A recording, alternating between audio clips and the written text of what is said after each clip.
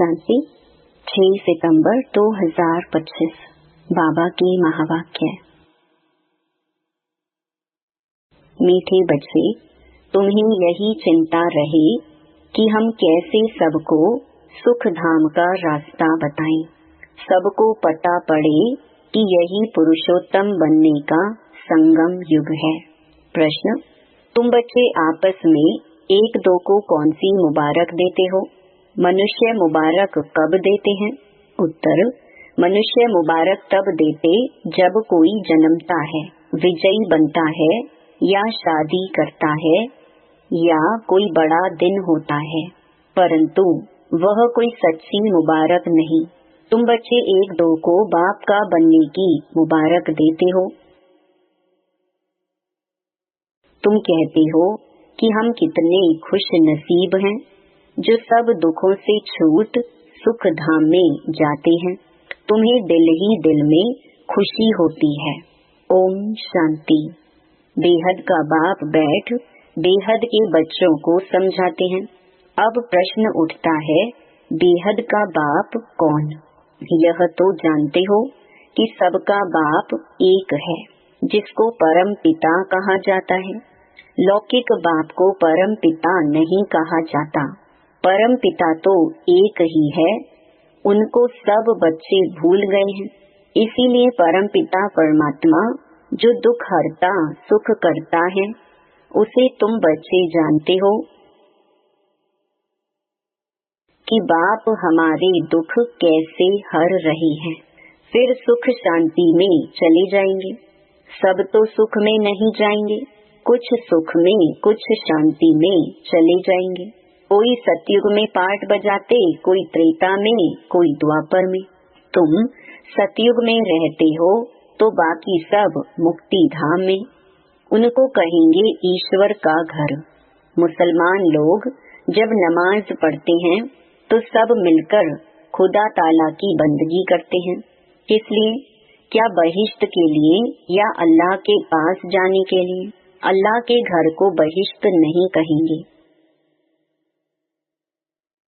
वहाँ तो आत्माएं शांति में रहती हैं, शरीर नहीं रहते।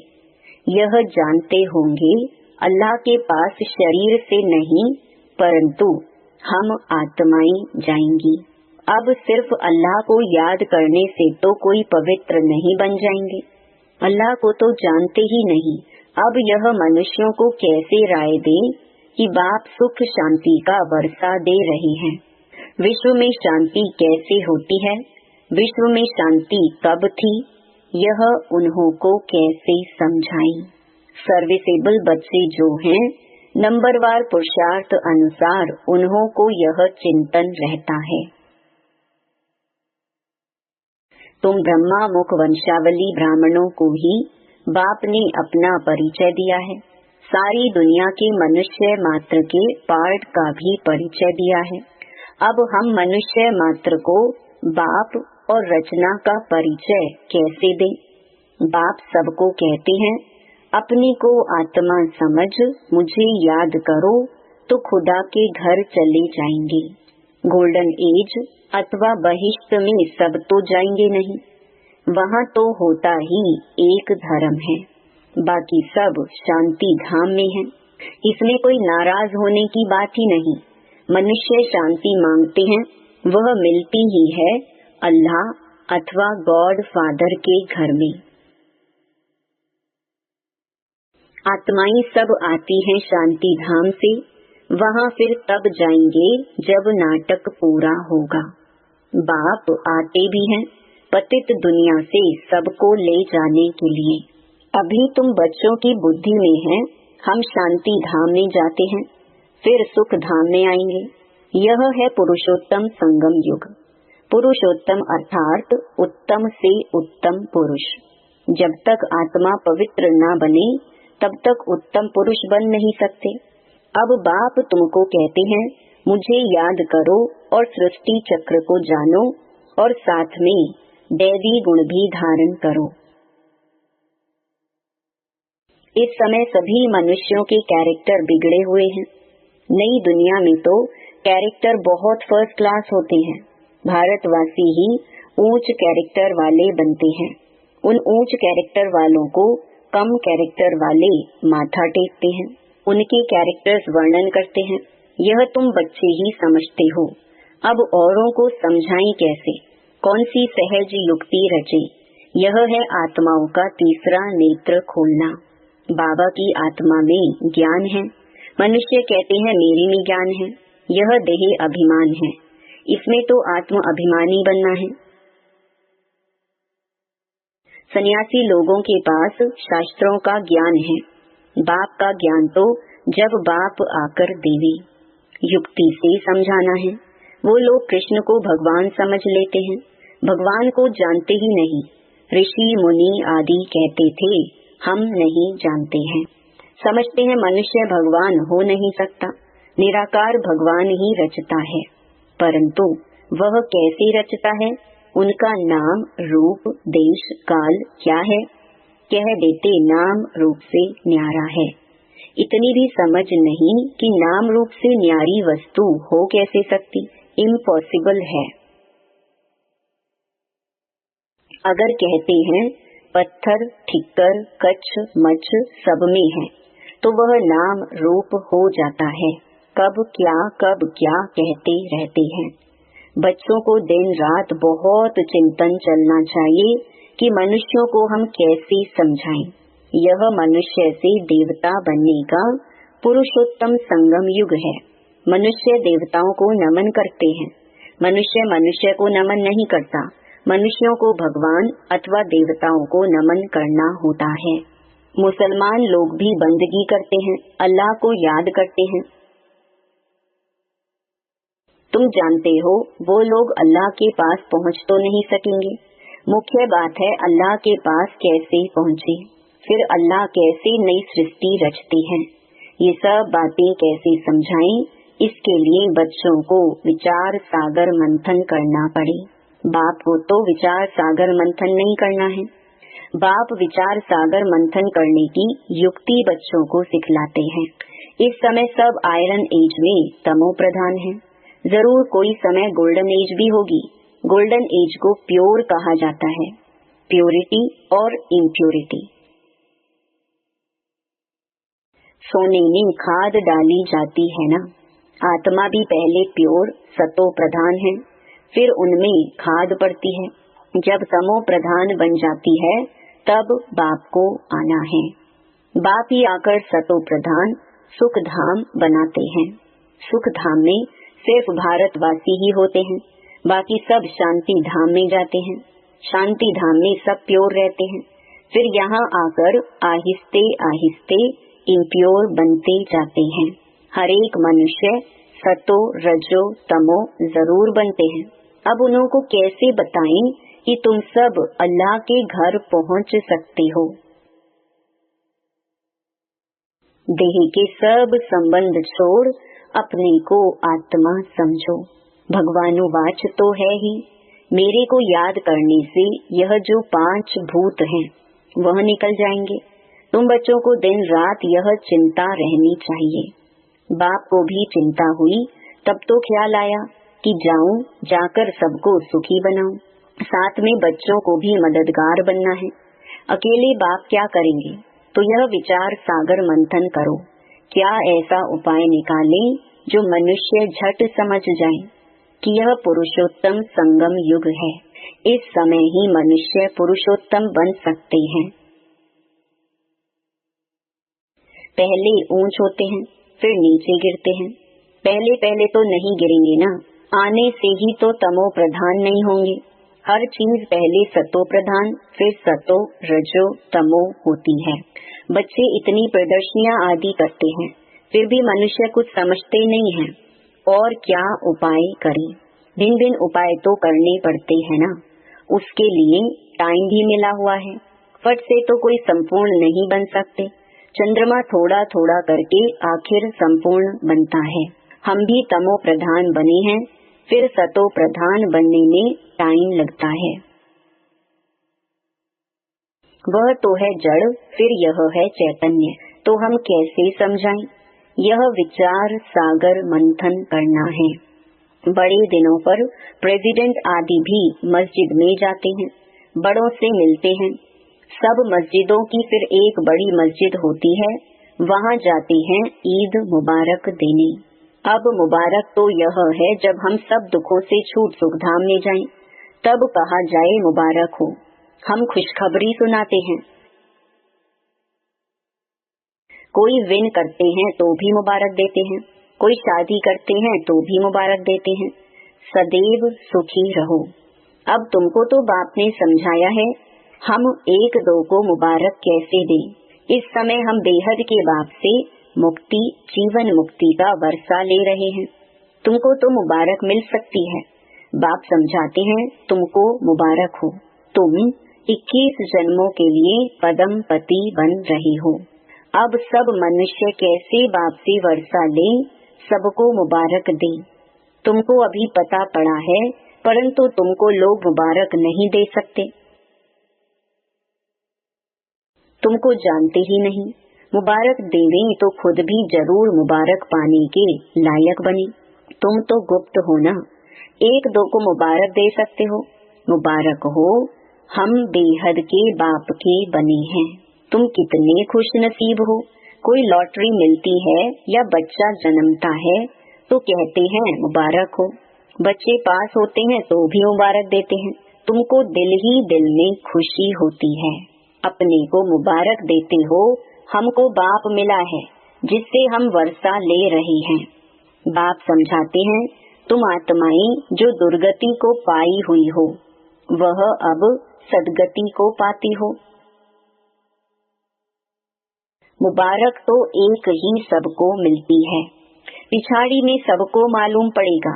जो ऊंच ते ऊंच बनेंगे उनको नीचे वाले कहेंगे मुबारक हो।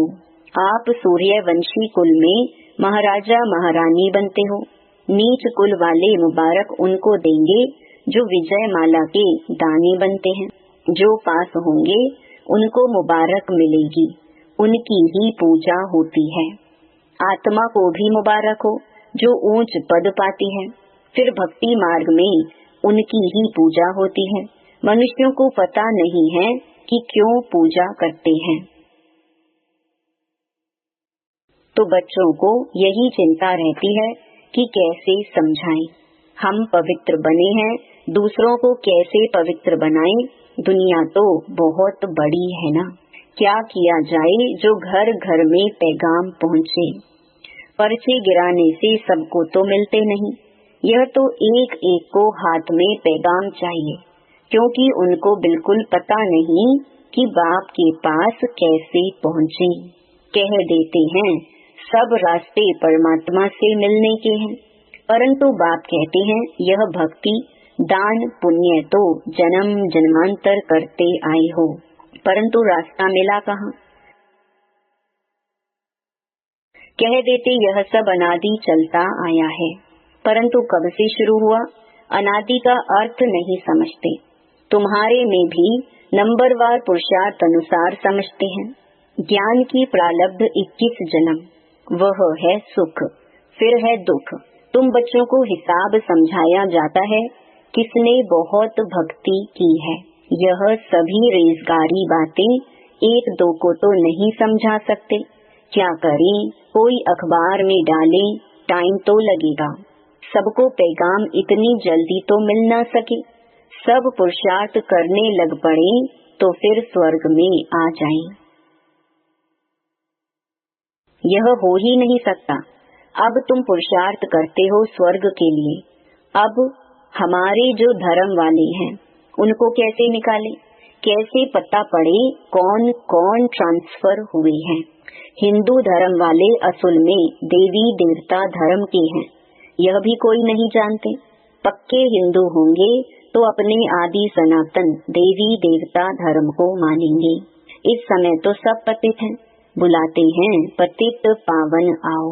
निराकार को ही याद करते हैं कि हमको आकर पावन दुनिया में ले चलो। इन्होंने इतना बड़ा राज्य कैसे लिया।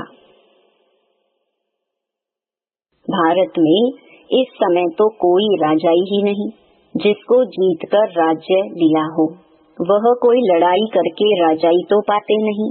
मनुष्य से देवता कैसे बनाया जाता कोई को पता नहीं है। तुमको भी अब बाप से पता पड़ा है, औरों को कैसे बताएं जो मुक्ति जीवन मुक्ति को पाएं।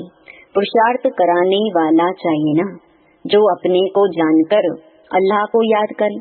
बोलो, तुम ईद की मुबारक किसको कहते हो?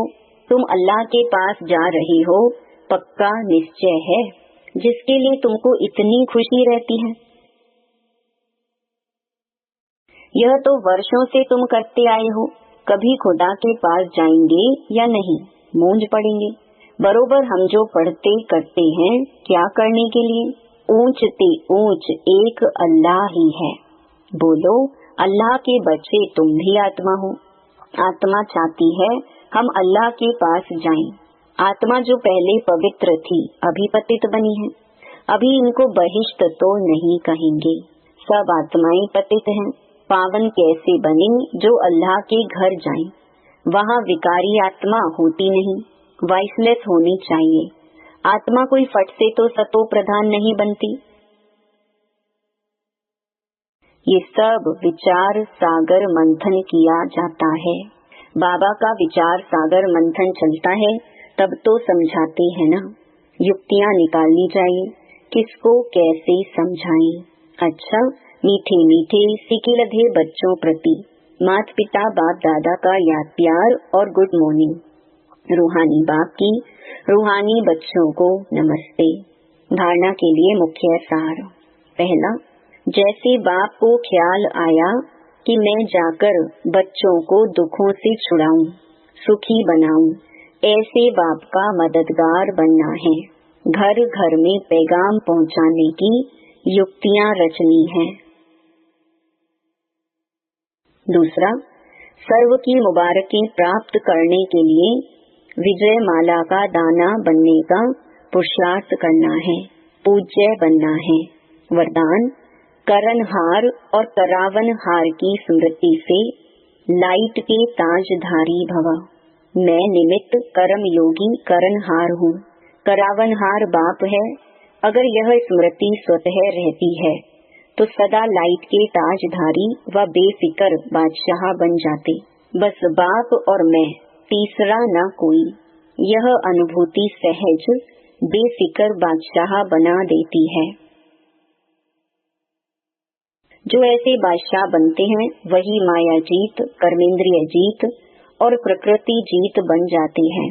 लेकिन यदि कोई गलती से भी किसी भी व्यर्थ भाव का अपने ऊपर बोझ उठा लेते तो ताज के बजाय फिक्र के अनेक टोकरे सिर पर आ जाते हैं। स्लोगन, सर्व बंधनों से मुक्त होने के लिए दैहिक नातों से नष्टो मोहा बनो।